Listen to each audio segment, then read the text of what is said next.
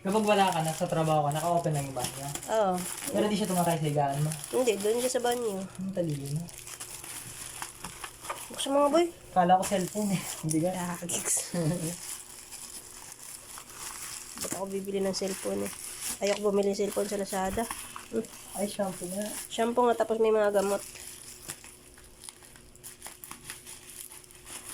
Sinahod ka na? Oo. Magkano sahod mo? 2,740 ikaw. 279 something?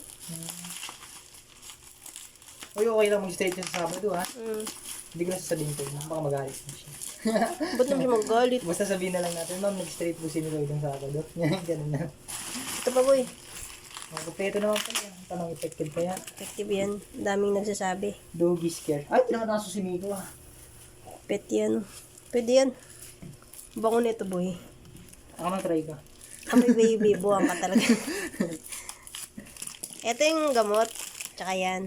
Ah, ito siguro pinapatak sa katawan. Nakakuha ako ng kuto dyan isang peraso. Ay, karapata. Kasi, Legal hindi. eh. Lumalabas na siya ngayon eh. Miko, ano nangyari sa'yo? Mukha kang may precious. Puro puknat boy. Ginabalo ko ba? Mukha siyang may precious boy. Mukha, ang pangit na niya boy. Alam mo yung ano, yung okay naman.